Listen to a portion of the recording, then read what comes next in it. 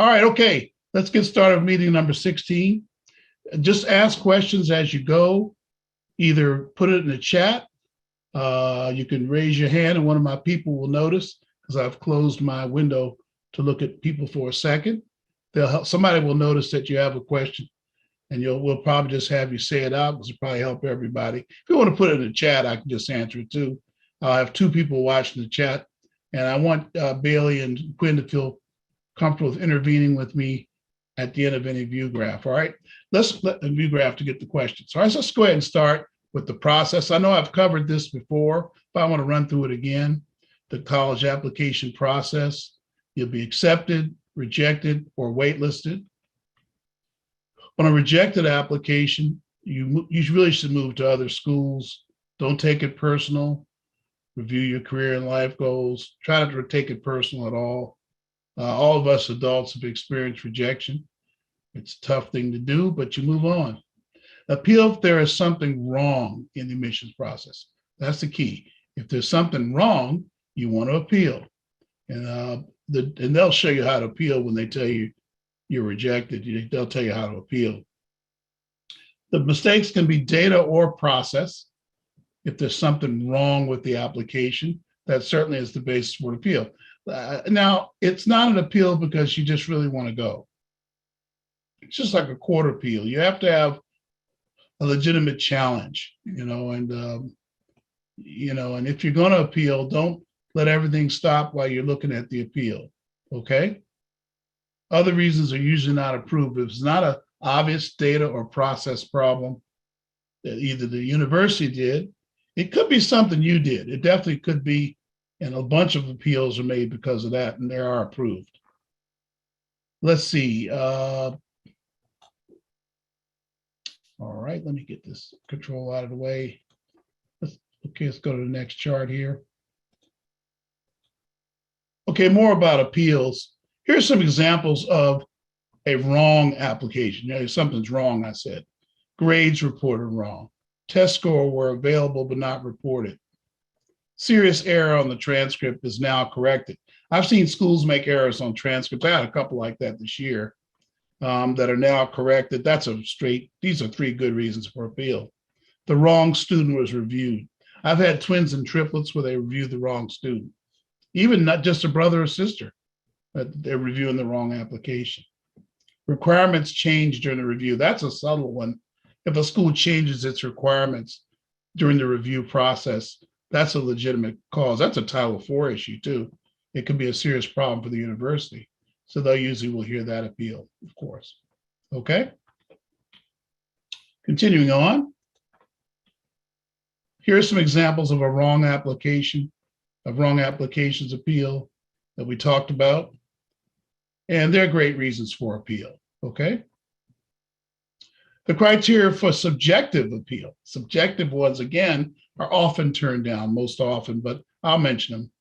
They're very rarely approved after May 1st. So if when you get to May 1st and they haven't gotten back to you, it's not going to happen. Subjective appeals, they'll be only heard at private colleges. Like if you really want to go and you're disappointed, you want to appeal, you're not going to hear it after May 1st. It's only going to be private colleges. So I'm going to tell you later in this presentation, I'll tell you now, you should really deposit for another school in case you don't make it. The best chance is at a school that does not make the enrollment yield. So sometimes you'll have a school that doesn't have enough students. They may go ahead and read your appeal, but there won't be any financial aid, additional financial aid. Usually they put you at the end of the line for that once you're appealed and got in. After all, usually you won't meet the merit requirements at that point. Let's talk about the college decision, unless there's a question out there for me. I'm going to move on to the college decision, okay? It's a family affair. Now, what you see on your screen is what we call an AND gate. Me being an engineer, I couldn't avoid doing that. And an AND gate is an interesting thing, folks. It's if both inputs are the same, say a 1 and a 1, they're both the same, 1 and a 1, meaning if it's 5 volts, whatever. Getting a little digital design here, guys. The output will be 1, meaning it'll be the same as the inputs. Means it's approved. That's like an application Students, the parents and the students are the two inputs. Like this is parents, this is students. They both agree, no problem. Of course, you could have situations like this where the parent and student are not in agreement and a decision can't be made. There needs to be consensus, not agreement. Students need to remember the parents are paying for it. So parents have a right to have veto over choices if they can't afford them or if there's some other reason they don't want to do it. Hopefully the schools on your list were all schools that both of you could agree on. The same thing is true here. So let's go ahead and put it in words. Parents could say no, student says yes. We have no decision. And this is where I come in. You can appeal to me. I'll be an appellate court. How's that? I can sit down with you or see you on Zoom. We can talk about it. Hope to start seeing some of you in person in meetings too at the church now that we're definitely reopened. Just our hours are kind of early. That's the only problem. And we haven't opened up on the weekend yet. We will, though. I have a feeling that I'll do that real soon.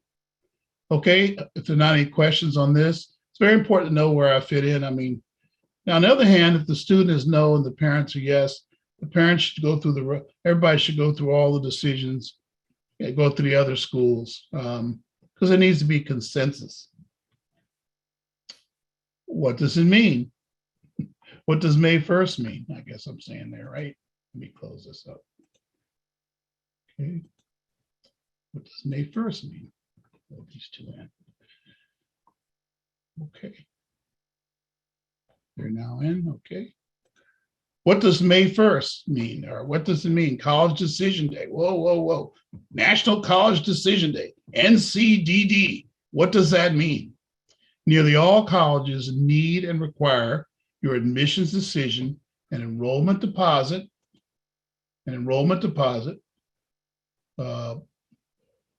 by May 1st, which is National Decision Day. Okay? National College Decision Day. So everybody has to do that. And I know the kind of questions that come up. I think I'm going to hit them here. Some colleges may agree with you that you can extend their date. So you can, hey, we'll let you have till May 15th.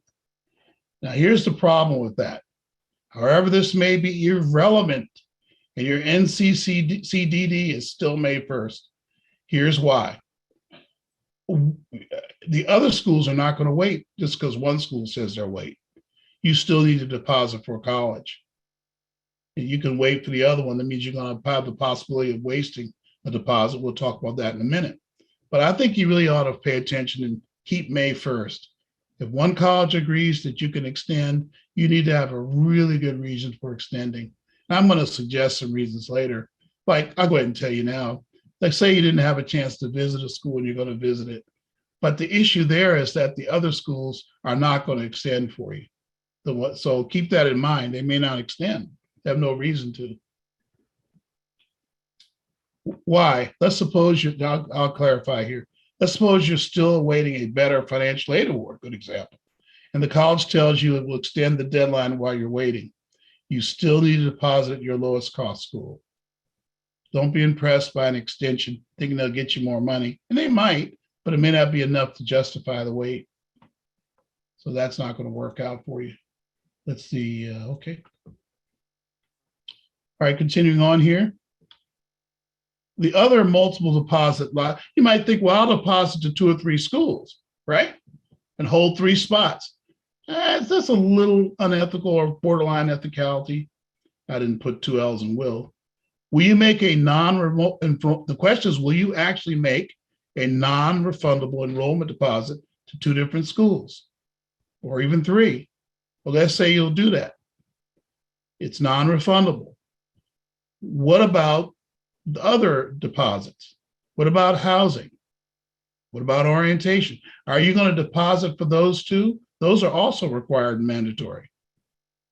Okay. What about housing? So where will you stop for each school? I always ask that question. How far will you go? Some will say, well, I'll just deposit for admission and I'll put the housing deposit down later. Well, then you pivot back to the school and there's no housing available. I've seen that happen. So you really ought to make the decision on where a student's going. And you should make it before May 1st. I like the decision around April 20th, 25th, maybe. So it gives you enough time to pivot and get your housing straight, get a desirable housing in the school. Because you will have visited the school you pick. I think I mentioned that before. And you'll know the kind of housing that you want. Any questions out there? Just let me know, Quinn. What will it take for you to make the decision? Will it be money? Yes. You really should have the financial aid award to make your decision. If you do not get it or think you will not, this is a good time to think about it. Have you gotten it yet? If you got admitted to a school and you don't have the financial aid award, you need to call the financial aid office. And by the way, parents, they may not talk to you. They'll talk to your student. So you get on the phone with your student and find out when that award is going to come out. You may find out there's something that they need. If it's CSU or UC, the cost is predictable. You can ask me about that. That cost is predictable, okay? Just ask me about it. Private schools are oftentimes known by us by experiential data. You can ask me about that if they haven't given it to you. I can advise you whether what will happen. Probably I'll be really close. It's insane, but I'll be very close. HBCUs and out-of-state public universities are quite predictable. I can predict what's going to happen with those if I know a little more about your case. If I've done your FAFSA, I can just tell you right away. I have to ask you a few questions if I didn't do the FAFSA. I did 70 this year. If you really are waiting, it's a private college. The net direct cost will be $20,000 to $50,000 per year, depending on the student's academic merit, the institution's financial aid policy, and the family income.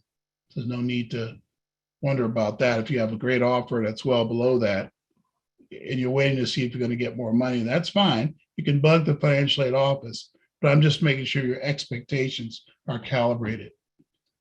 The financial aid system assumes that when you start making 70 and 80,000, they think you're rich and you can pay for college. Now, of course, I don't agree with that. I'm just reporting the news to you, right? Okay, this year more than any other, due to the uncertainty of the economy, please do not agree to a non-affordable college and or higher parent loan debt without knowing what you're getting into. I already had a case this year, somebody who doesn't attend regularly. They were super excited about a school. And I said, do you know how much it'll cost? They said, no. And I said, so whatever it costs, you'll send your student to that school. And I knew it could be 60,000 in their case. And they said, yeah. I know it's exciting, but make sure you know what you're agreeing to.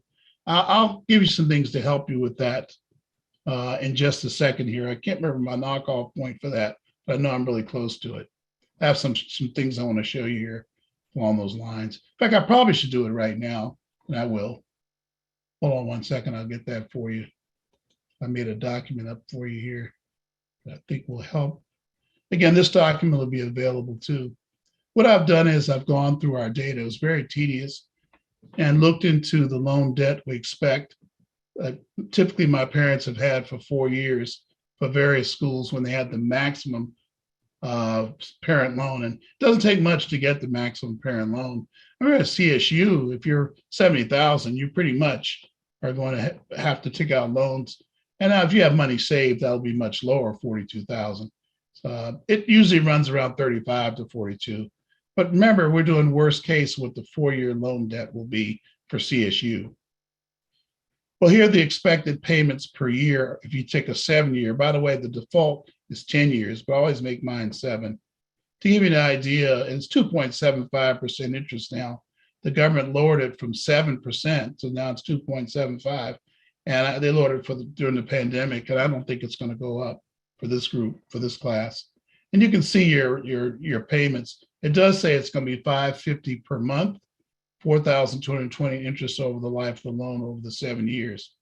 And you can see the amount of payment that you're going to make each year, always the same, but less and less goes to interest is what happens as you go through this process. Just more and more goes to principal. And you can see the end balance deteriorating over those 7 years. That's $550 a month for the maximum for CSU. But most of my parents, because of the behavior of the student, and I will show you the proper behaviors a student should have. I don't mean behavior being good or bad. I mean the things students can do to lower your parent loan. I've seen them as low as 27,000 for CSU when a student's engaging in some of those behaviors I'll show you in a moment. That's true of all these. They can be lower depending on what the student does. Here's typical 4-year loan debt for UC. It's about $943.27 per month over the life of the loan, 7 years. That'd be 84 months of payments. And you can see the amount going into interest over that period. And they gave you the total interest of $7,000 on that loan of $72,000. Thank God it's 275 now. Used to be 7%. There's your end balances, as we said before. Let's go to the next one. How about a typical private and out of state? So I have to give you different cases. Here's kind of a minimal type case for a selective private college or an out of state college. This would be like a good minimum loan I see, debt I see for 4 years. That's about $90,000. So you'll pay $1,179. I have all mine for 7 years. You could do it 10 years. Lower your payments, but you'll pay more interest. And you can shorten this to 5 and raise your payments to get finished quicker. $9,043 in interest, and you can see the aging of the loan over that period, okay? So it's really an important thing to look at. What do you expect your loan debt to be? You take your gap the first, you multiply it by 4 to get a rough idea. It could be a little lower. I mean, most of these 90s will end up being 70, but that's still going to be a pretty nice size payment. How about 100,000? You can see that's 1,310, 10,000 in interest. You can see how that works out. You're paying 15,000 a year on your loans, at that point in time. Okay. Here's 120,000. It's 1,572. Again, we'll make this document available to you. $150,000 is $1,965, almost $2,000 a month in payments. You can see you're paying at that point $23,000 a year in loan payments. You can see this gets pretty expensive for a 4-year total debt of 150, 15,000 in interest for that loan, right? And then finally, I think I'd do 180. I don't go any further, though I've seen many go 250, 300,000 for 4 years. Or if they go an extra year to school, it just piles on. Your monthly payments are $2,358, 18,000 in interest. You can see you're paying $28,000 per year toward the loan. That's a lot of, that's not more than a lot of people make, but it's just that one loan, okay? All right, so keep your mind and understanding on this. And incidentally, I have sort of factored in merit awards. If you get a maximum merit award, nobody gets a free ride from private colleges these days. There's going to be a gap, and I think it's going to be 20 to 50,000 depending on the school. If it's 20, then that's the 80,000 example I did earlier. And again, I'll make these sheets available to you for sure. Quinn, you'll make sure that that's one of the links, right? But they get that document too. Yeah, it's in the chat already. Oh, great. Okay, we'll put it up. You have to. Feel free to open it up now, parents. You can steal it right now. Okay. All right, let's stop. Okay, let's go back to the presentation I was doing because we were talking about be careful of parent loan debt. Okay, let's continue. I used to not, dwell on these things, but I think it's important that you know what you're getting and what you're spending before you get into it. Okay, attend without visiting? I think I've talked about this before. No. What about virtual visits? That always comes up. No, still the same answer. A campus is the people and the organizations, not the buildings. When you visit a school, you get emotionally, spiritually, and psychologically committed. That is so true. I have now 8 students I know of from last year that came back from their colleges after 1 semester. Do you remember that was the class where nobody visited their colleges? What happens is if you don't psychologically and emotionally and even spiritually connect with your campus, if something goes really wrong or you get a challenge, the human nature is to sort of give up on that institution, and you can sort of say, well, I didn't know all this. Getting committed, that's what happens on a visit. You get committed. You begin to feel the school. But there are going to be a lot of people that this year I'm observing that do colleges without visiting. There were a lot last year, and I had a record number come back, so I have to bring it up. Only wait if you need more time to, or I should say, are in need of more time to travel to a school, and the only other preference is a 2-year college. I mean, you can wait and do it later in the process. That's fine, but I would not do a college without visiting. If you find you have to do that, at least give me a call and I can tell you, some things. And that brings to mind, I'm doing a series of interviews on my video page. I've already done Sonoma State and Northridge. We have one there too. We're going to do some interviewing of various students that we're going to have on my page. Make sure you go to my YouTube video page, our YouTube video page, and make sure you like and subscribe. We got some good interviews coming up. I'm going to interview a couple of Howard students very shortly in the next couple of days. Going to interview a couple of San Diego State students, etc. I think you want to look at those interviews asynchronously. They won't be live. I think I'll offer them live, but they're usually during the day and people are working. They can't get to those. What will it take for you to make a decision for the student? You're just not sure? Well, it's time to get sure. Let's talk about it. Have you visited the school you're considering? How are you at forming new relationships? What has been your history with that? Away from Los Angeles is still away. Some students will say, well, I don't want to be anywhere in California. And I say, well, what school are you looking at? They'll tell me Sacramento State. And I'll say, that's what, 500 miles away. Nobody's coming to visit you. You'll still be away. Maybe it's the perception of being out of state, but there's schools out of state that are closer than schools in California, the way California is shaped geographically. So don't get hung up on the away, not far enough away. How willing will parents and youth be to have a youth on the plane? And that's still something that people are a little afraid of coming out of the pandemic.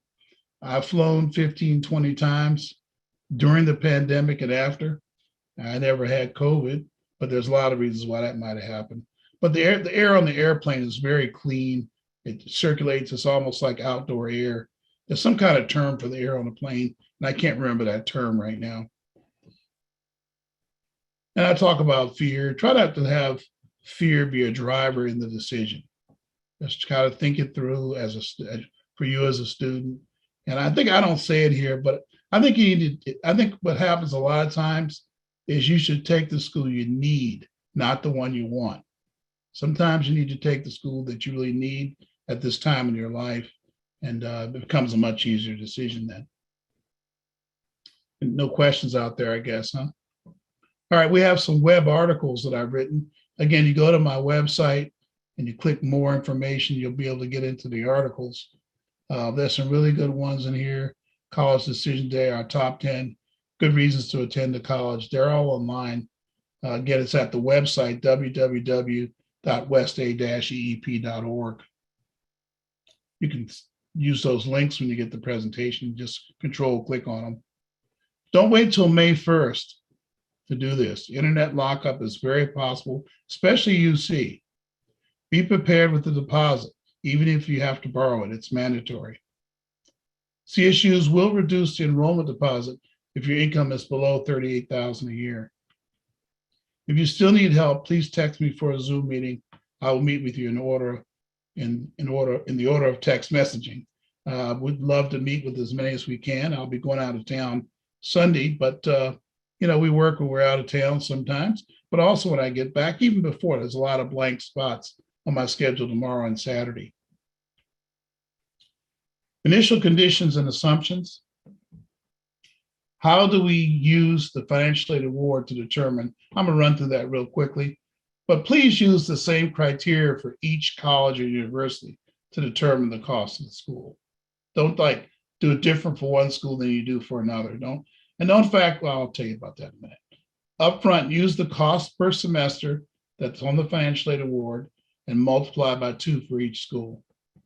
Sometimes they do not put on the financial aid award what the school costs, In those cases, you need to go to the school's website and look it up. Please do not assume or bring outside scholarships into the analysis. They're usually too small and they're too late in the funding cycle. You won't get the money from those applied to your account until after you start school, where you have to pay up front. So let's not include scholarships in that. There are some rare schools that will let you look at your letters and credit you, but it's very rare these days. You got to do the initial depositing for school and for the dorm and all that first. Don't use parent loans for undergraduate students initially in your calculations, because they'll be on your financial aid award. I'll show you. I have an example I'll show you in a moment. You should determine how much loan you're going to take out later. And I'll show you a little bit about alternatives to the parent loan today. I didn't cover that before. I didn't get deep into the approval cycle for parent loan. I will get a little into it today. Don't use federal work study and determine your costs. It's way too little.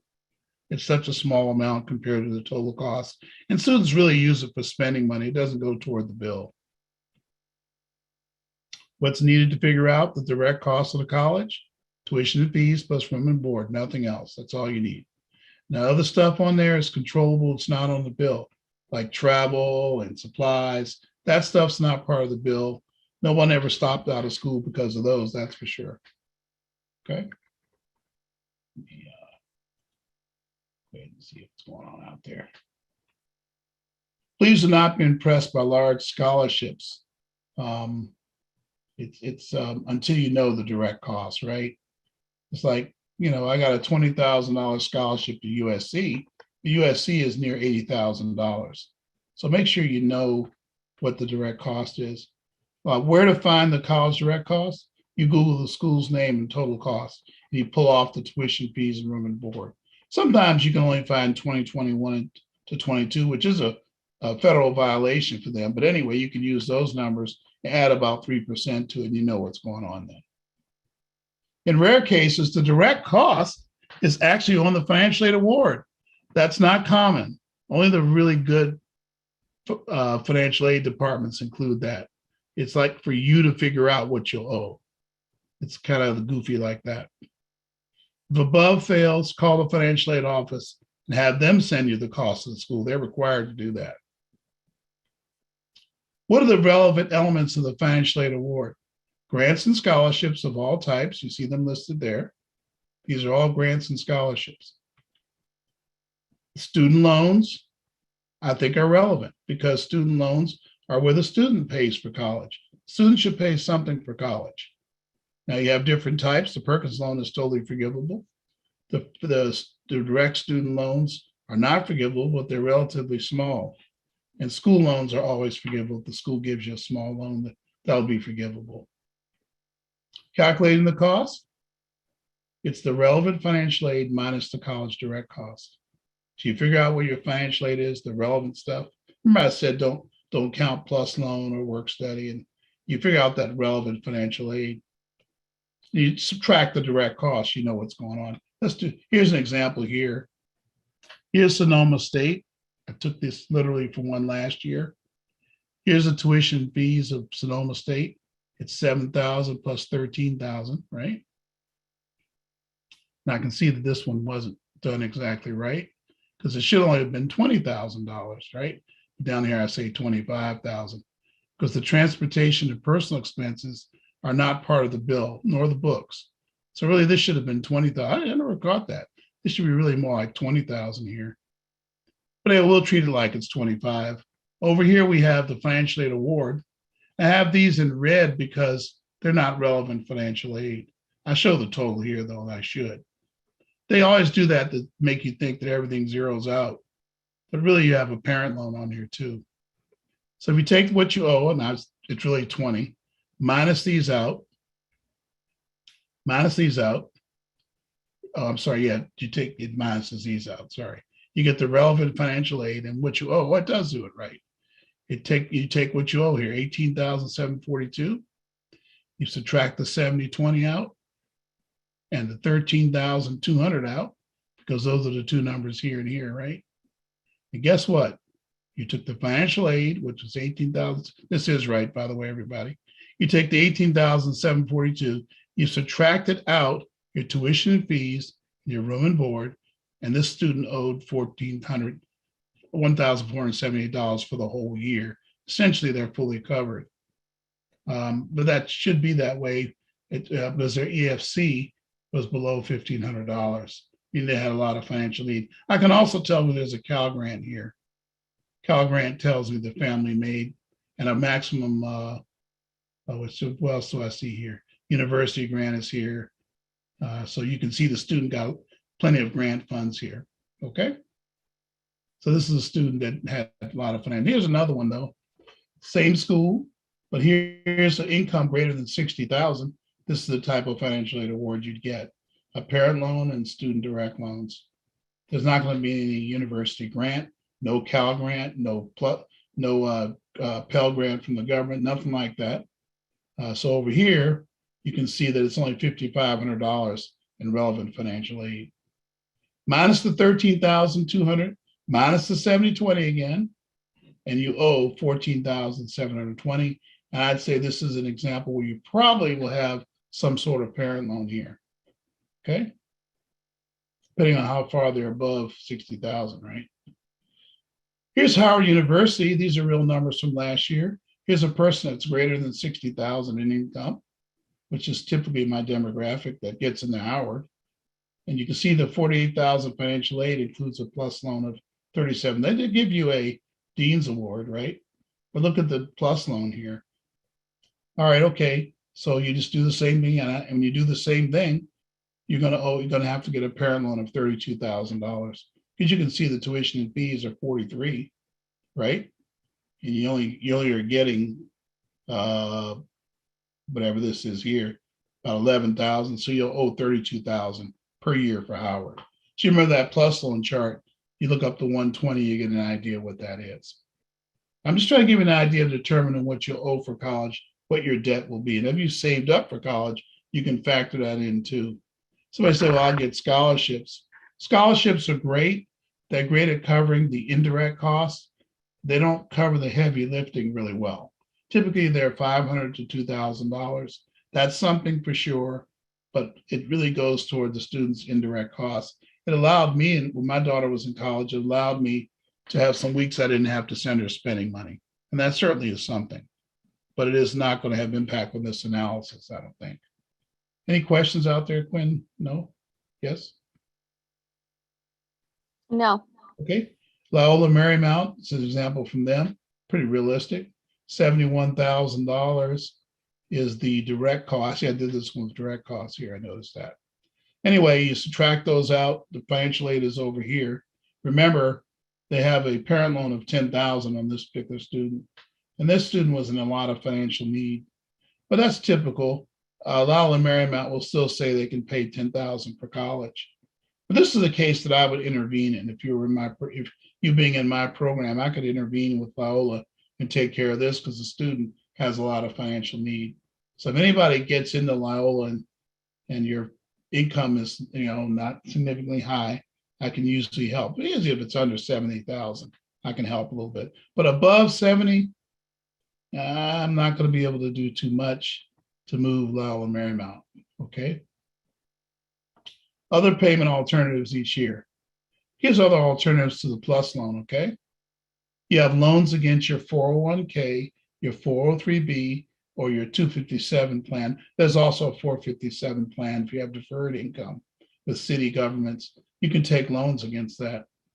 And those are great because you pay yourself back with no impact on your budget.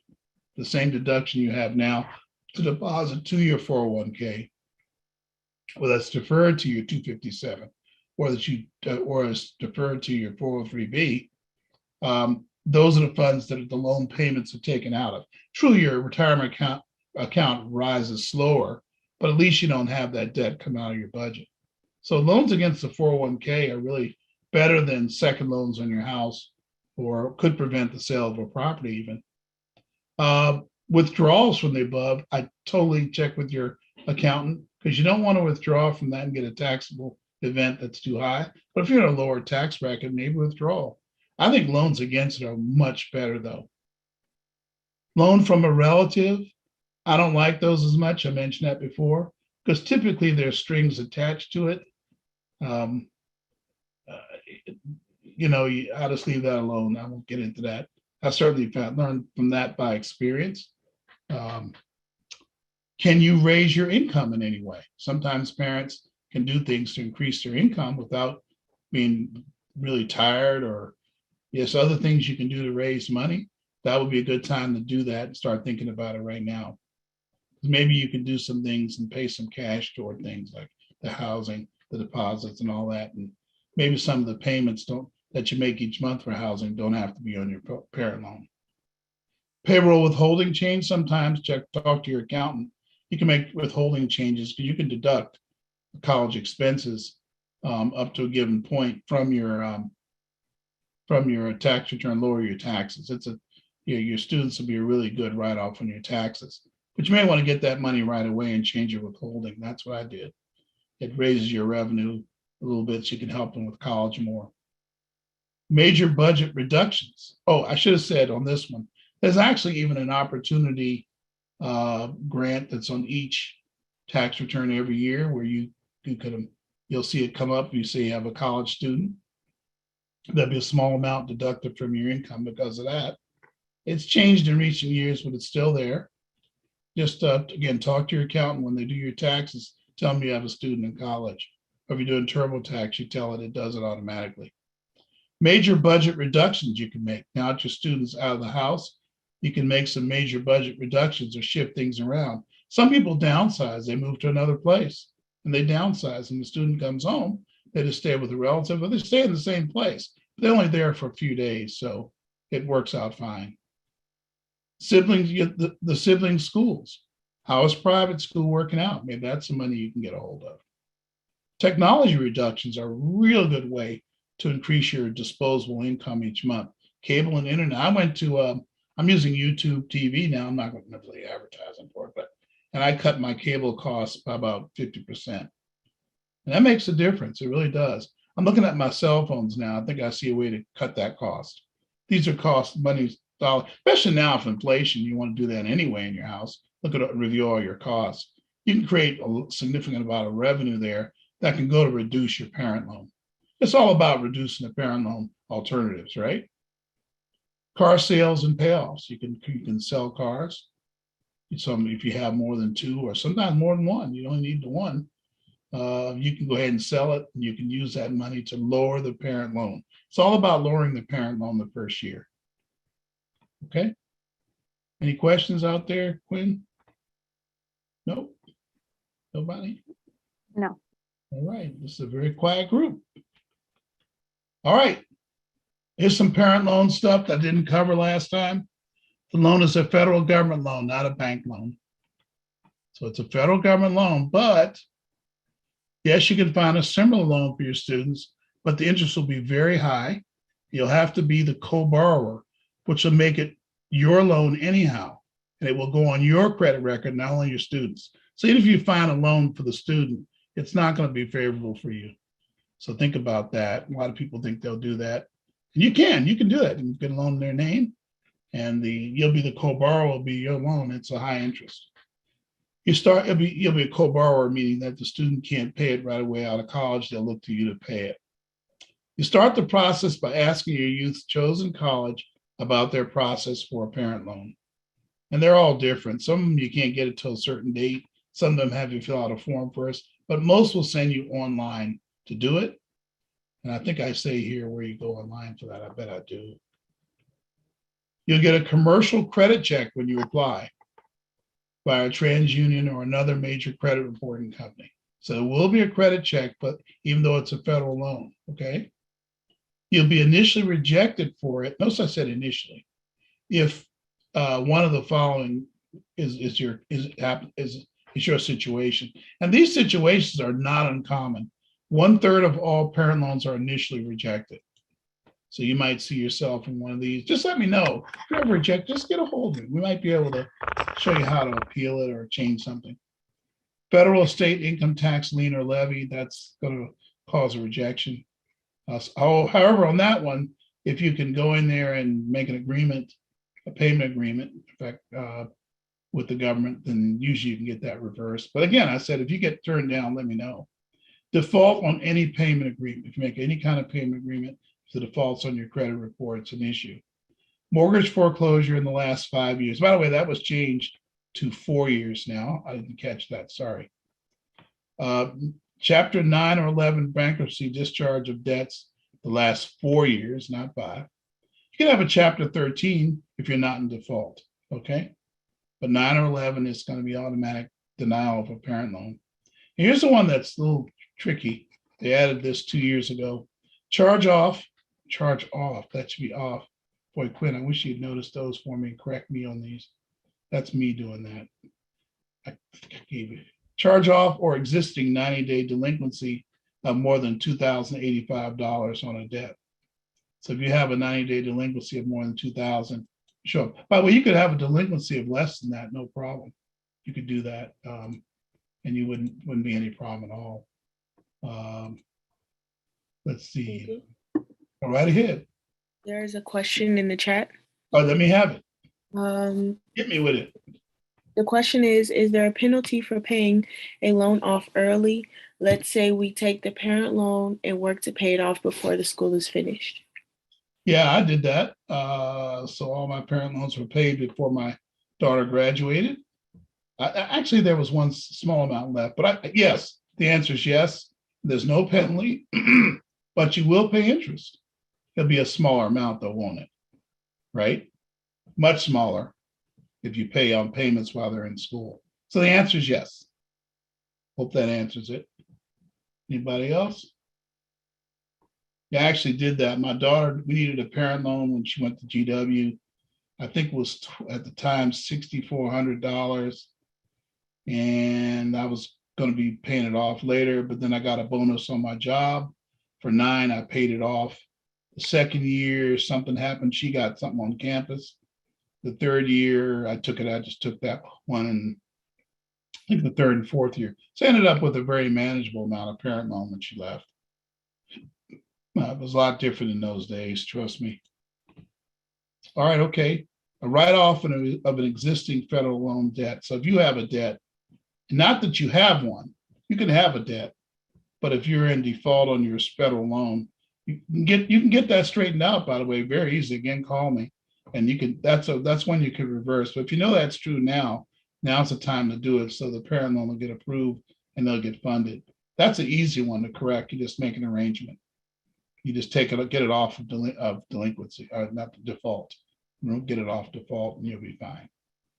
Okay, so a parent loan could be denied. Now here's the real problem with all this. The real problem is you can't apply for it till after they pick the school. You might call the financial aid office and ask, can you do it like early, like in April, if they accept early? But the answer may be no, and you do it in May. And if you find out you don't get the parent loan, what happens? You know, you're stuck. Now, the student does get $4,000 additional dollars in student loan for no interest, but it's usually not enough because usually the parent loan was for more than that. But nevertheless, I always mention that because usually there might be a workaround for the lower loan amount. A few more things. If you're not approved, this is what I just said. Additional $4,000 in direct student loans will be given to the student. And then you'll need to pay cash for the remainder of the gap cost, unfortunately. So if we're counting on a parent loan of $20,000, meaning $10,000 a semester, you're going to owe $8,000 a semester in cash to make up for it, or some kind of change in home to make up that money. Or you can make arrangements with the school to pay it each month, pay on that each month, that gap amount. Sometimes people can do that. If you're approved for a PLUS loan, 1/2 the loan will be made available for the fall, and 1/2 will be made available for the spring. Both will be funded 10 days prior to the first day of class. So you go all the way up to the first day of class minus 10. That's more like 7 days. It gets funded, and the other financial aid is funded after you sit in the seat. And the schools know that. They want that funding, and that's why they push you to resolve the PLUS loan early as you can, because they don't want it to be an enrollment issue. Be sure to check off that you want the school to calculate the amount of your PLUS loan the first year. Why? You want to be sure the loan will cover the cost. If you're going to take out a loan, make sure it covers everything. It's really hard to know all of the direct costs, especially those one-time cost items. So let the financial aid off, the loan office and the financial aid department, you can check off on the application for the plus that you want the school to calculate the amount. So many times when I've tried to calculate an amount myself, if even all I know and I've been wrong, I had to go back and get more money. I think that happened with you one time, Bailey. I think I messed up that way. I'm trying to save your mom some money, I guess. If you're approved for a plus, half the loan will be, okay, we got this, okay. Steps for getting a plus loan. How do you get it? You contact the school, like I said. They'll probably send you to www.studentloans.gov.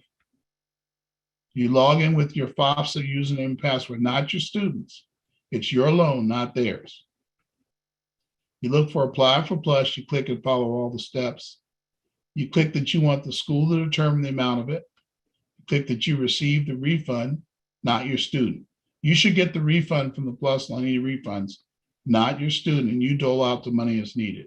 Or pay yourself back, parents, because you would have paid for books and airline tickets and all kind of approved educational expenses. You're entitled to get your money back. And that's why there's that. You don't check that they get the check, because it might, shall we say, be taxed when you get it. Taxed by the student. You'll know in 20 to 30 seconds if you're approved. Okay? If approved, then click on Master Promissory Note, and then you'll set up a promissory note yourself. It takes you through that. All right? If there are no questions, I'll proceed. We're almost done. Student behaviors in college that tend to reduce the plus loan. That's a good one. What can students do to help? That's a great question. What can students do to help? Please, students, pay attention to this. If you expect your parents to take out a large loan like the ones we've talked about, you should have a commitment to reduce that loan every year for your parent. I have some students that jump on that. By the time they get to senior year, they don't even need the plus loan. I've seen that happen. First of all, you need to be active on the campus. Because when you're active on the campus, you find opportunities. You should be ready to have 2 to 3 roommates in years 2 through 4, one who shares your students' your values. Usually will save your parents 30 to 40% of their plus loan by moving off campus. Slightly off campus, you can save them a lot of money. Now, there are some schools where it doesn't make a big difference, but most schools, it's going to be way cheaper off campus. But you have to find 2 to 3 people to rent a house, 2 to 3 people that you can get along with. So you need to be active on the campus your first year. This is why a lot of schools will make you be 2 and 3 to a room and make you be in a dorm where it's a high density of freshmen. This is why I'm glad the pandemic's over, seriously. Because that's how you meet people in school. One major, you need to have one major. I don't like a lot of double majors. Students will say that. It just takes longer to get out of school. You can, anything you want to get done with a double major, you can get done with one major, because major and career are not related. Now, a major and career are not totally dependent. You can just pick a major directly related to a career. And even it turns out, if you don't, a lot of us are working in things not related to our careers. So don't feel you have to have a double major or you're going to be a failure in college. It may be a way of you just feeling like you're getting trained in 2 things, but actually, if I question you about your career, I can show you how to do that. You want to finish in 4 years, please. Be proactive. Take actions to prevent D's and F's when you get to college. You must do that. D's and F's means it takes longer to get through college and it costs your parents more plus loan. I'll show you in a minute how to do it in 3.5 years.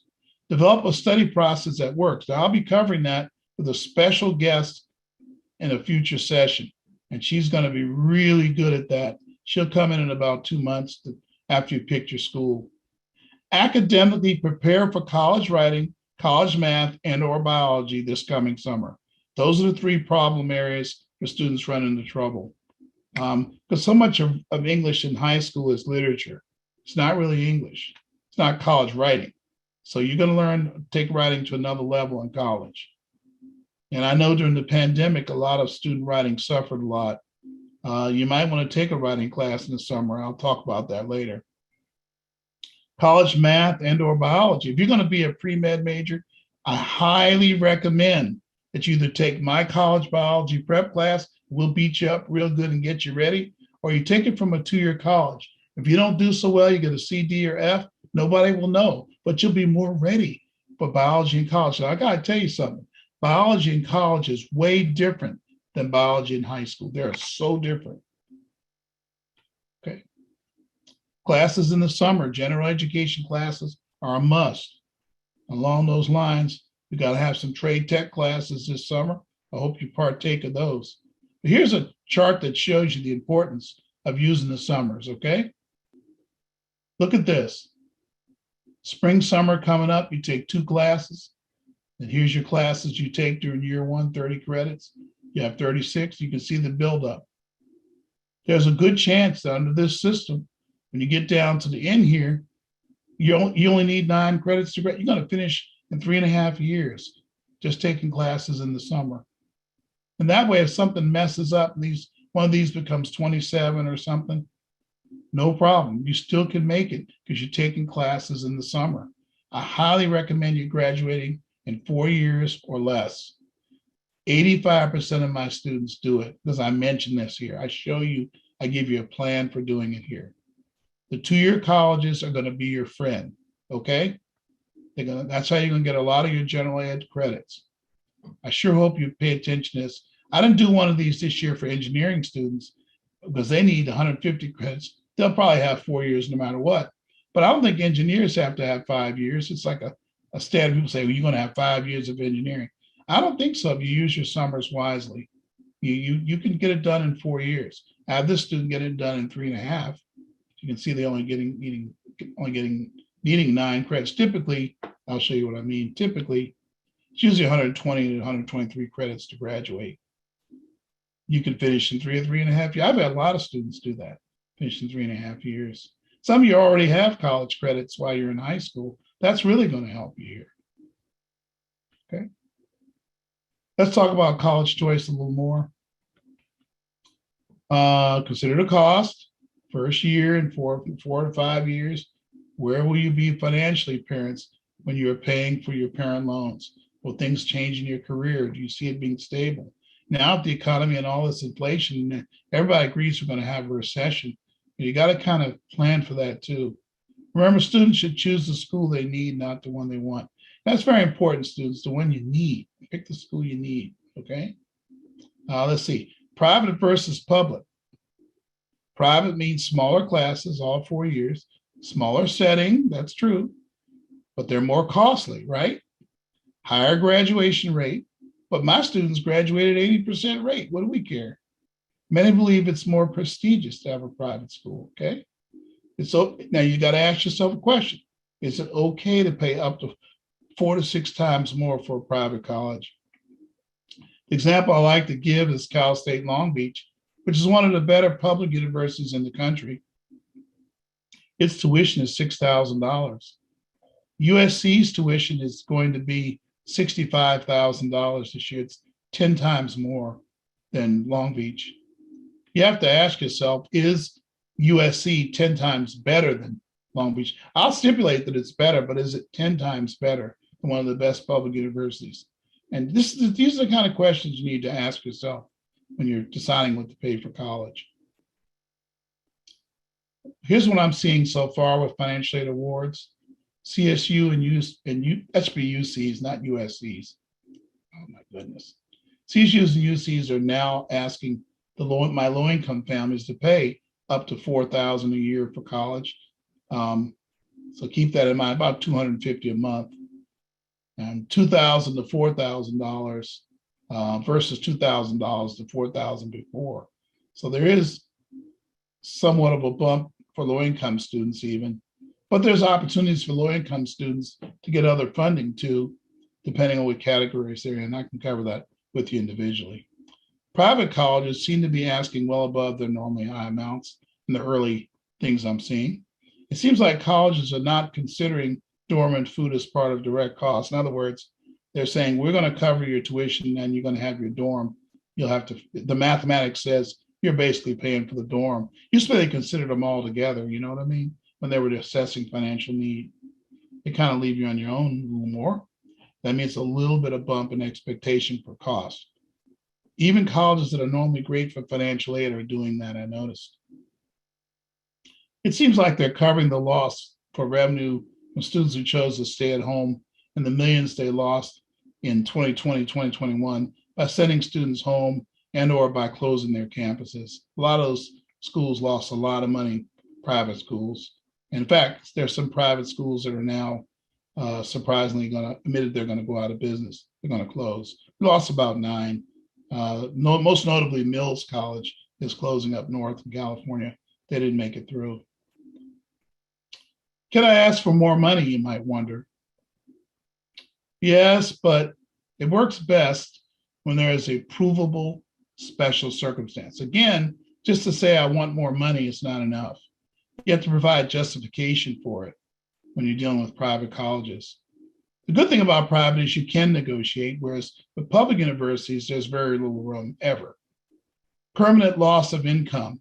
Say when you did the FOBSA, you had a job, now you have a permanent drop in your income, you can prove it. It's usually due to a disability or a sickness that prevents a parent from working. That's grounds for a special circumstance.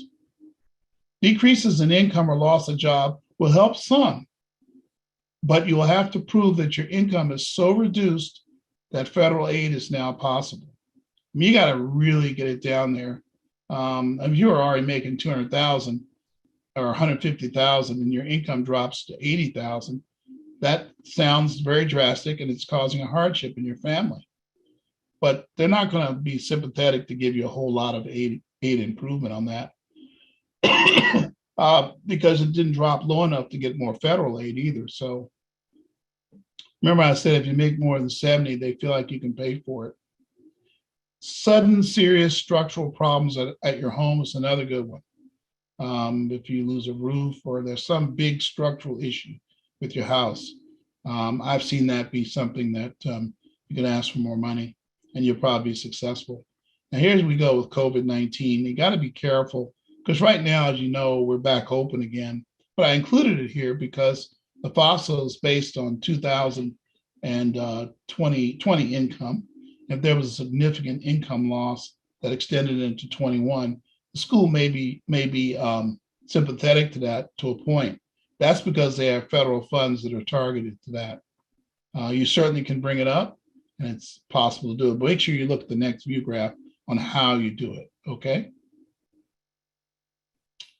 Okay, can I ask for money without a special circumstance? Even though there's something on here I think you should always do though. I just thought about that. Even if you are a special circumstance, I would still do some of these. Yes, you can ask, but it's very rare to prevail, especially this year. But here's what you can do. A letter to the financial aid director, include your monthly budget. You got to be transparent. Show them your budget. Show them that you don't have the funds on hand to make payments. And you know, they'll see the data. They have to look at that. Students promise that they will attend the school. Now, here's the thing. This is not what a shopper wants to hear, right? If you're shopping around the schools, they may not want to deal with you unless you have the student deposit for admission or a proof in writing that they're going to come to the school.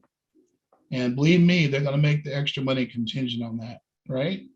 So be sure they really want to go to the school when you start asking for more money.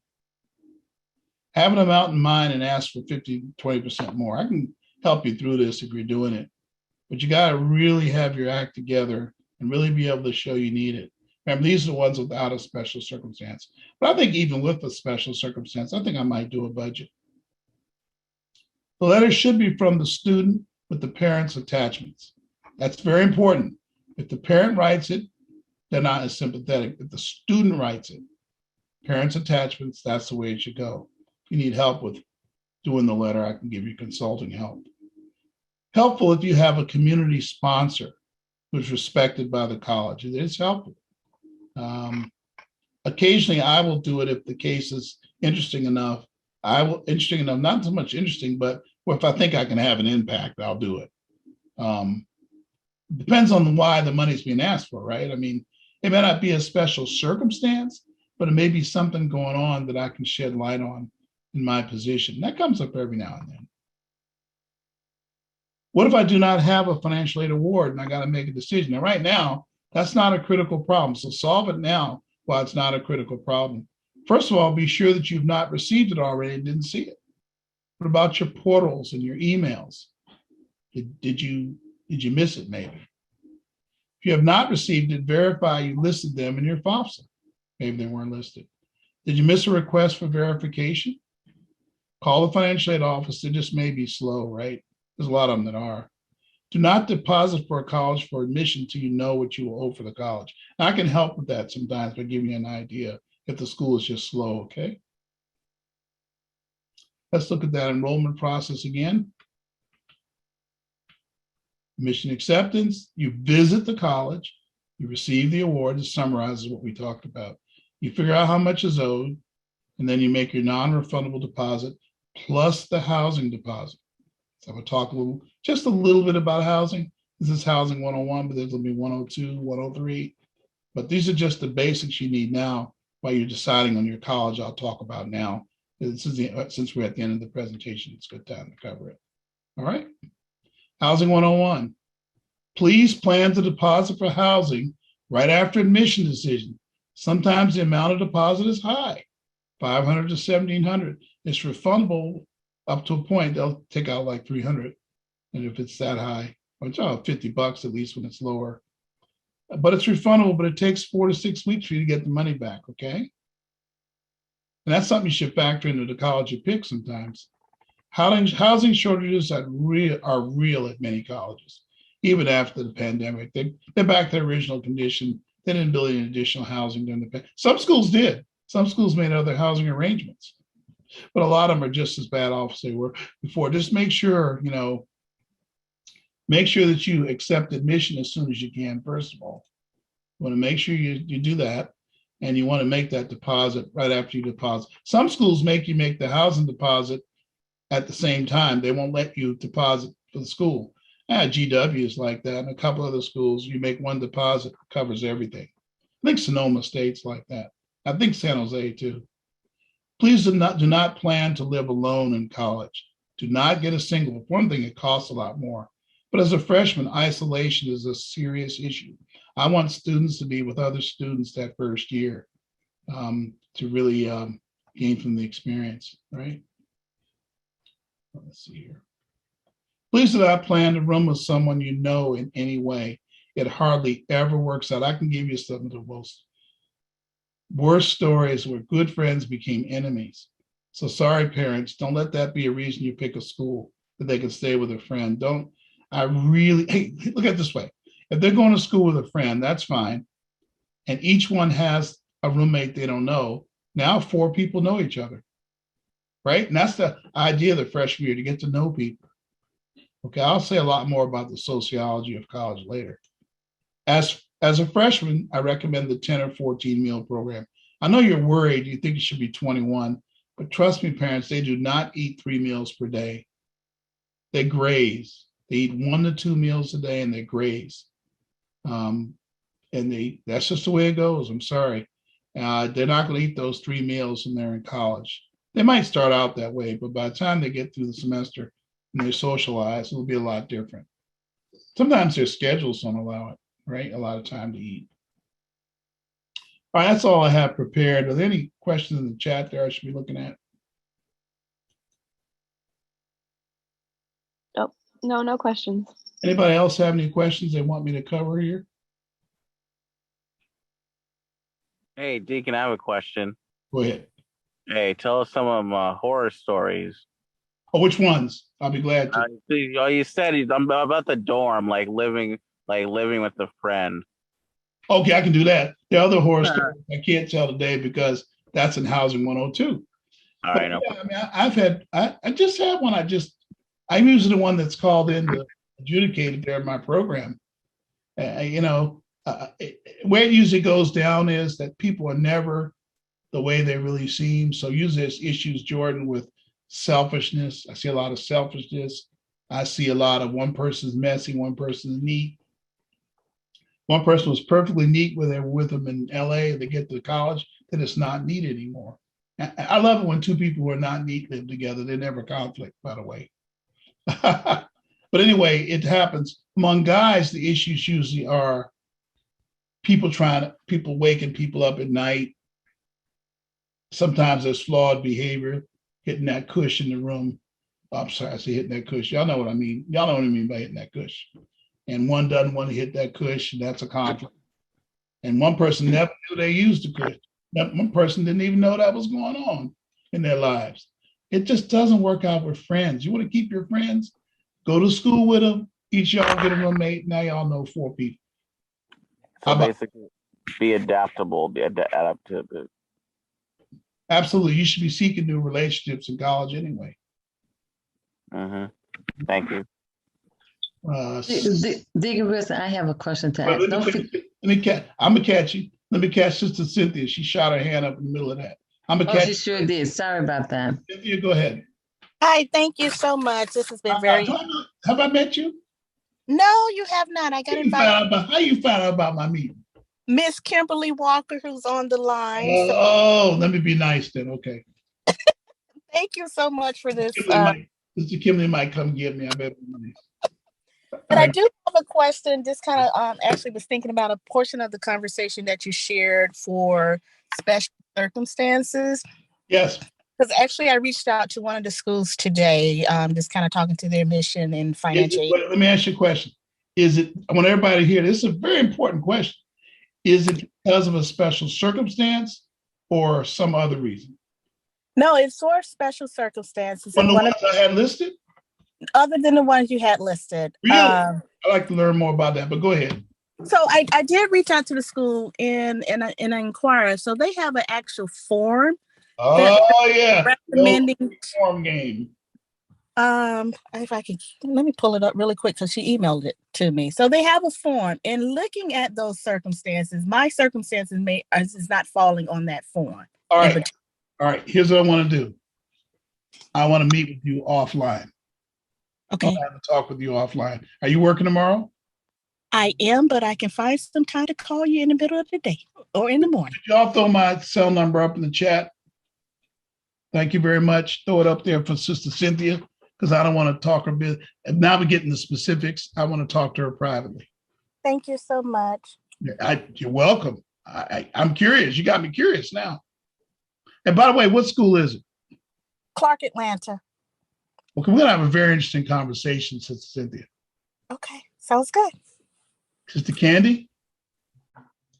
Don't forget, remember you were going to email me the information for the person that was on Zoom with you one time from Loyola. I never got that information from you. So the number you were going to test. It's a wait list issue? I think she on wait list, yes. We think she is, or we know it? Yes, she's on, you're on wait list for Loyola, right? Yes. All right, we can work wait. Yeah, sometimes. Okay, there's gonna be a different way we're gonna work it. And you got time, plenty of time. And it'll boil down to me writing a special recommendation after April 1st, and here we are. So we need to have a separate conversation, because she's gonna have to write something up and call, mention my name, and then I'm gonna tell him that's mine and all that. Got to move quick, because there is money available now, but we get to May 1st, forget the money. So, but Ariana she would need to do another letter of recommendation or something? No, she's got to write and say she has to guarantee she's going to go there. Oh, okay. Okay. So I didn't. Last time we talked, we weren't too sure of that. Right. But I won't hold them up. I want to get her in front of me and you and get sure of that. Okay. Okay. We have a conversation. Tell me she'll definitely go if I go for the effort. Okay. For sure. Be a talk. Okay. Okay. We have a good possibility on that. All right, okay. Thanks. Sister Kimberly, who's a veteran. No, I'm not. This is Kimberly Walker 2.0, y'all. This is so much, Deacon, but thank you. It's a lot. I have a school that my daughter's interested in. It became her first choice. I think it's fair. Let's hear which one it is. Cal Lutheran. Oh, I know a lot about that school. Okay. Okay, well then I'm gonna need your expertise, because For some reason, they didn't have her social security number. Yes. Okay. So we haven't got the financial aid. Is it that they didn't have it or was listed incorrectly or it didn't match the college application? They didn't have it. On the FAFSA, it had to be entered to get a FAFSA submitted. Correct. And all But the other the key question is, I bet we're going to find out it didn't match the application. Oh, okay, because Bet you that's going to be the issue. okay, because Because in the again, Patriot Act, they can't give financial aid if they don't match. okay, so I've been, I have to go through my daughter to contact them about this and communicate, and she's in school, during the day, so it's hard to get a hold of someone. I'm on her. Did you call the school? Did you? I understand. What can I do? Because now Ready? we've Ready been for this? waiting. If you promise not to laugh, I'll tell you. I'm looking in the future, and it seems that your daughter is going to be sick next Wednesday. Okay. You Yeah, I get the see point? that. I see it too. There you go. She's going to be sick. And you tell the school, it might be COVID, so I got to keep her home and get her tested. Then miraculously, she didn't have COVID, come to school next day. That's what I would do. And then I'll tell you how to handle the call. Oh, okay. But okay, she's on spring break next week. Okay, so you got it. My husband and I were planning to do a school visit unannounced. Oh, I wouldn't. Okay. What's the reason for that? Because we just want to check out the school while they're in session Is the school in session while you're on spring break? That's what I have to call. Find out, because I don't think students should visit during spring when a college is on spring break. Oh yeah, correct. I watched your webinar about that one. Oh, you saw that? I did. Okay. Sometimes I can't catch you like tonight, but I do watch on YouTube. Cool. Okay, so can I call you tomorrow as well? Yeah. With my cell number's there. Okay. I deliberately put no meeting spaces tomorrow. I'm sitting home. I'll be bored if you don't call. No, how early can I call? Somebody else got to call me. Whoever you are, make sure you call me. I got to call you too. Yeah, there you go. I'm just sitting here at my desk. How early? Yes. How early? Yes. How early? 9 o'clock. Okay, thank you. That's crazy, huh? No, I just got to know because I have meetings set up and 9 o'clock. I start really early. And if you call me, I'll see you call. I'll call you back. I guarantee. Okay. Maybe might send you a quick text. I'm talking to somebody. Get right back to you. I will get back to you. Okay, thank you, Deacon. Time of year where I know I got to do it. Okay, I won't take up much more of your time. Okay, I'll talk to you tomorrow. Thank you. Who else? Sister Candy, you good so far? Yeah, I'll call you tomorrow. I'll call you after her because it looks like she's going to call you around by 9. So I'll call you maybe like about. Just call. And even if I'm on with her, I'll see you call. Okay. All right. For sure. All right. Anybody else? Yeah. Maria, you okay? I see Sister Maria is here. Marie Wiggs, she's here. Marva commented, or I'm okay. needs help as well. Okay. Marva, let's see. I need help too. Well, the way you put that sentence, Sister Marva, I could have said that I need help. Lord, no, I need help. I think you mean for financial aid, right? So call me up, Sister Marva. Let's work through it. I like to hear what schools people are looking at. If you want to tell me what you're down to, that'd be a cool thing for my edification to know. I kind of know what some, like Sister Eunice, you don't need to read. I know what some of you all look at. Brother Zion, I know what you're looking at. Sister Rachel, how you doing? Everything going okay? Sister Rachel Kiwi? Yeah, I just had a question in the chat. Okay. It's in the chat? Yeah. Okay, good. I'd love to answer that. Wait. Why would you tell a program? Yeah, I covered that in the session. Let me see if I can get more specific. Okay, let me turn off. Somebody's mute your thing there. There you go. What sound am I hearing? Let's see. All right, okay. Kiwi, Rachel, that's a good question. On the wait list, here's what I say on wait list. And I didn't do this year on purpose. On wait list, you treat it like a rejection and move on. If they get back to you, you can pivot to them. You move on, you make a deposit, you deal with it. The reality is, if you're waitlisted, they won't get back to you probably until after May 1st. So you need to start thinking about what your second choice is. I hate to deliver you the truth like that. I know you really may probably want to go to that school, but hallelujah, life is not, you're not defined by numbers or a school. You're uniquely and wonderfully created. God got something else for you if you don't get that. Okay. We all know who have had disappointment in life. I had 3 severe disappointments when I was young. I didn't come out of it too bad. I'm thinking, Quinn, where's Quinn? Where's Quinn and Bailey? I'm not too bad, right? No. No. Yep. Bailey, you sure answered that too fast. That was fast. Anyway, okay. But that's what I would say to you, Rachel. I would say move to your next choice. And tell them you're interested, check that little box, but you deposit to your next school. God's got something better for you. Hallelujah. Sorry to get spiritual, but that's the way I feel. Thank you. I hope that helps. Call me up if you want me to look at your case in its totality and advise you further. Okay.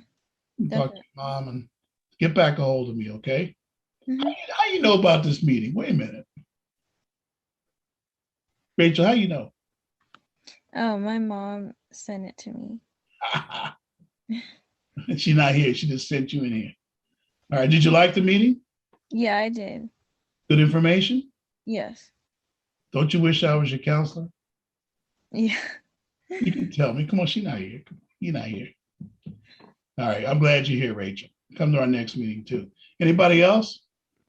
Hey, Deacon, I don't think you're too bad either. Oh yeah. I didn't want that'd be kind of like me knowing like preaching to the choir or whatever. But I don't think you too bad either, Jordan. In fact, you the good bad. You bad, but you good bad. That reminds me of Liam. Is Liam in here? Liam Cox? You know, he's working tonight. I should have known that. Yes. Is his middle name James Brown? No, but it should be. Hey, tell our other friend I need to hear from her this week. Okay, I will. Other buddy, you know, our other buddy. Okay. Okay. All right. Anybody else? I think that's it. I do. I have a question. Hi, Yes, ma'am. Ms. Barnes. I'm going to dead end after this. It's a dead end. Don't hide. Okay, go ahead. We're having an issue with getting in contact with the school to do a tour. Oh wow, what school is this? CSUN. Oh yeah, I understand. Go ahead, continue. And so they sent the link, and when she went to schedule, it's all full. How is that possible? Why would they send like a link? Should you think it's rude if we just show up? I'll take the last question first. Okay. Yes. And okay, let me see if I can do this. First of all, did you see my interview videos for the CSUN students? I did see the young lady with the CSUN student. There's another one. There's 2 of them. Oh, I only seen one. Has your daughter seen them? No. She needs to see them. They're great interviews. Okay. Let me explain about CSUN. Not to make an excuse, just to tell you the reason it's happening. CSUN and San Diego State are great schools. They're good schools, but they're very supercilious, meaning we know we're good, and they tend to suffer on customer service a lot. They tend to suffer on that. What I'm going to ask you to do, Sister Marva, is if you email that to me, I'm going to give you someone to email at that school who would like to know that problem's happening. I told her this year I'd give her examples. Okay, because that's kind of like giving us a frown to even apply, because to move forward. Well, she already been accepted, but I'm saying I'm looking at that like if she has questions with other things, is this going to be an ongoing situation? You should write me an email saying that and let me forward it to Gigi. Okay, I will. Just give them a chance. And I know that's like going through me and using me to get something other people don't get. I know. But that's what I do here. That's why I'm here. So let's have you tell me those things. I'm having trouble getting a meeting and make that statement you just made. That has an impact on people when it's forwarded by me. There's a reason why, because there's something going on with West A and CSU. We have a relationship. So you should let me work that. Okay, I I hate will. to see son fall out of the competition for that reason. I hate to see that happen. Not that you're not wrong. I'm not going to say you're wrong, but I just want to make sure that's not the reason they fall out.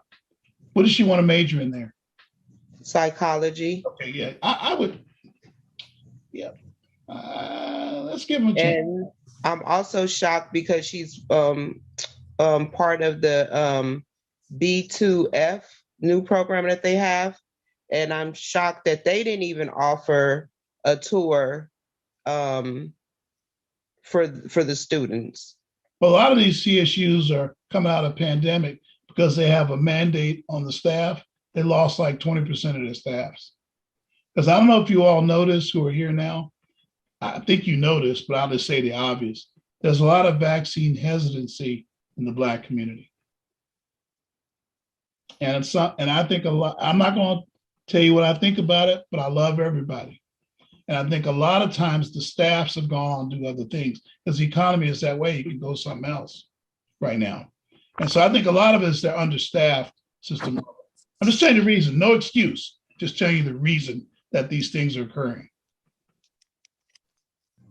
Okay, so this is not the usual for them? Some of it sounds familiar about the visiting, hard to get a tour. That sounds familiar to me. Somebody got to help somebody else before the pandemic. Remember, a lot of them are doing their first tours in 2 years. Right, because California's been locked down. And again, not to make an excuse, just trying to give you the reason. They had some problems before the pandemic with that. With throughput issues. They may have accepted a lot of students this year. Okay, I will email you. Well, are there other CSU alternatives? Are there not other CSU alternatives? No, that's the only one. None that she wants. Yes, that's the one she wants. But there are others that she got into. Yes. I know that personally. No. I know that you know that I know. I know, and she doesn't want to. I've been trying to talk to her, and hey, like different. There's certain schools in my top 12. When students go there, it changes their lives. It's like a Nexus event if you follow Marvel. It just puts them on another timeline. I just can't get her to budge. Huh? I can't get her to budge. I've heard so many great things about that school from other people. Even my supervisor graduated from there. Have you tried Bradbury? I tried everything. She don't want to do it. Just get in a Zoom with me. I think I can do some things to sort of Bradbury. Okay. I didn't say Brad, by the way, but we should get a. So I won't pressure her. I just want to talk to her. Okay, I will. I won't pressure her, I promise. Nothing's crossed. No fingers are crossed. Tell her I want to help out. Okay, I'm going to tell her she's listening now. Hey, what's her name? Mignon. Oh, yeah, Mignon. I just want to get with y'all the next day. If we can do it right, I travel Sunday and Monday. If we can do it tomorrow, Saturday or Saturday, would be nice. I'll meet up with you on Zoom, Okay, I'll call you tomorrow to set up a time if it's okay. Or email. There you go. Do that. Okay, thank you. I'll be ready. And yes, Quinn, I'll do it right. Bailey, I'll do it right. I promise. Danette, Sister Danette, I'm so glad you're here. Is this helping at all? Yes. Hi, everybody. Yes, it was a lot of information. And I enjoyed the first meeting. So I'm gonna go back and check out some of your other videos too. Do that. And this video will be available after editing. Probably, if I know Quinn, by Sunday, maybe even Saturday, it'll be available on YouTube. a video Oh, chat. oh, that sounds good. My husband, he was watching it, but he went to sleep. Oh, My husband. he didn't see it. We're on YouTube. We'll send the link to it out to people who came today. Oh, okay, that sounds real good. The video channel. Make sure you subscribe when you go there, and that way you won't be surprised by videos. I will. I'll definitely do that on YouTube. Go ahead and subscribe. Okay. Okay, yeah, thank you. The information, like I said, was really good, and there's a lot of information I learned by listening to the class today. So, yes, I'm glad to be a part of this. Let Brother Cobbs know. I definitely will. I'll tell him. All right, okay. I should do. He's my old buddy. I should do that. Oh, okay. Yeah. All right, you guys. Anybody else? Hey, Deacon, I have one more question. Yes. Do you think it'd be good to set up a meeting on Saturday? Yeah. And yeah, it would be. But remember, you know me, propose 2 dates and time. Propose 2 times. No problem. 9 or email it to me. no problem. All right. Thanks. We'll have somebody put that up. Right? I think it was a nice presentation. You always do a good job. Thanks so much. Thank you all very much for coming. I see Sister Kimberly was bootlegged here today. My old buddy, Sister Kimberly. Guess you want to get a head start. All right. Thank you, Deacon. Okay, you're welcome. Thank you. All right, thank you all very much. Hang on. Okay, and you were going to send out the special resources you said to us. Special what? Say it again. You said some resources that just to this group. Oh, yeah. Well, I'll send out. Well, let me just think about this for a minute.